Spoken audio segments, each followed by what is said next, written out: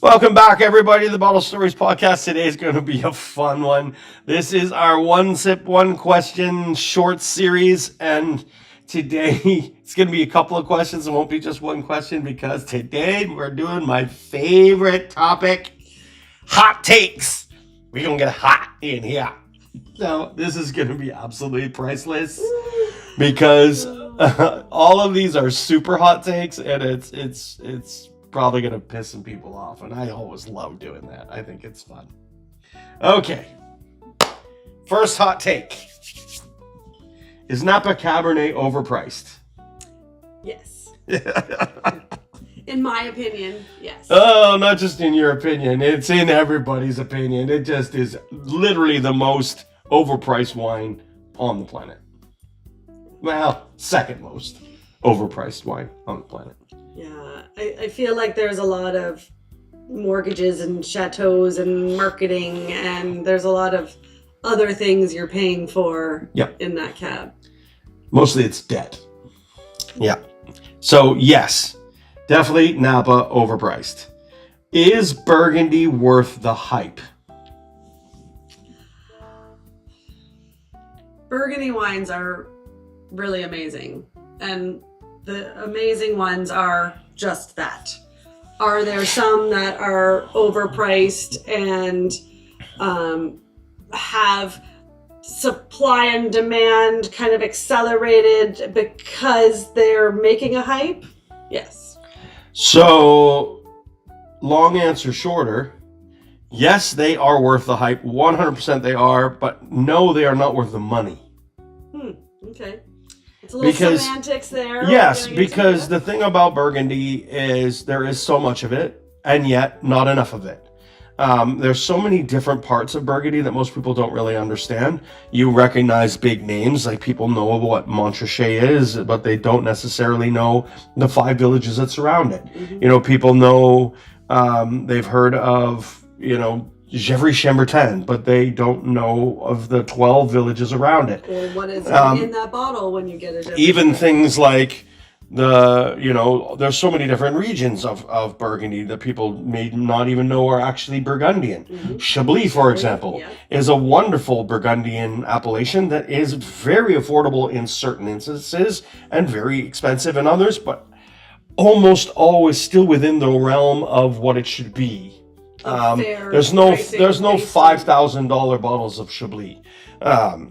Then you've got the Côte de Nuit, then the Côte de Beaune, the Côte Chalonnaise, and the Mâconnais, and then Beaujolais at the bottom. That's a really long stretch of a lot of different styles of wine. Diverse. And the thing about Burgundy that I love is the fact that it is so different, one plot to the next, that you have an endless learning experience, tasting experience every single time you pick up a bunch of things, and you don't necessarily have to spend hundreds and hundreds and hundreds, if not thousands of dollars a bottle. Do yourself a favor, guys. Just avoid the big names. Anytime you avoid big names, you're going to come away with something really, really good, because it's still, especially in Burgundy, these are small family farms. Most of them 6th, 7th, 8th, 9th generation farmers that have been farming this land since before Napoleon. Like, you need to trust that some of these people know what they're doing, and they just haven't got that big marketing push.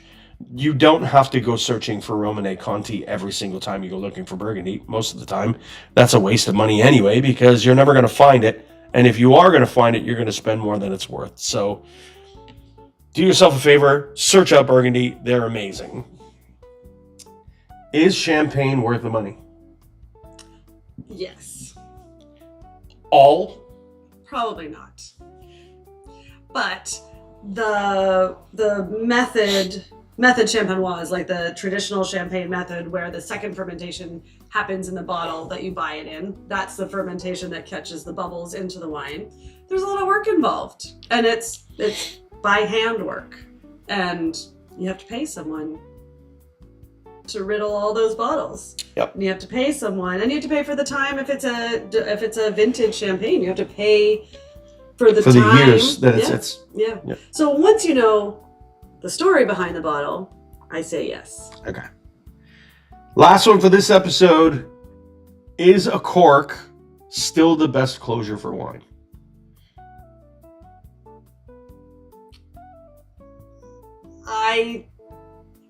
Environmentally, there's some arguments pro and con. For the wine, I think there's arguments for and against it. I'm hot taking this. I'm really hot taking this. Absolutely not. There's no metric that you can say the cork is a better closure than the Stelvin cap.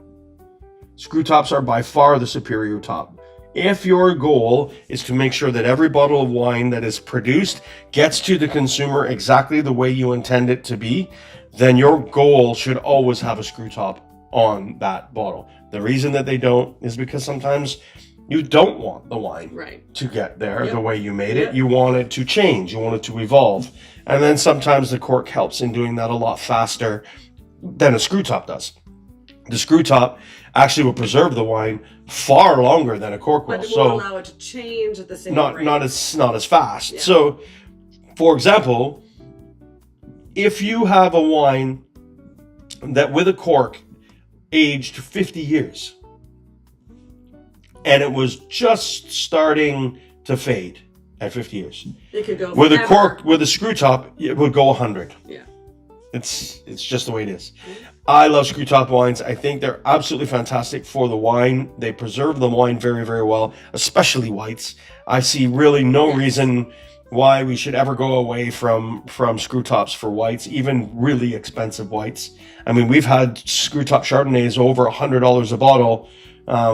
Dreams from Yerman.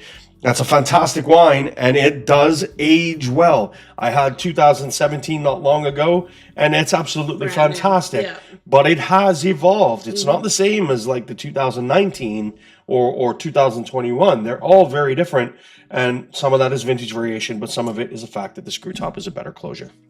Yeah, and still allows it to age. It needs to prove itself for longer, I think, before people will recognize it as legit as a cork. Yeah. So there you have it. There's our fast 4 or 5 hot takes of the day.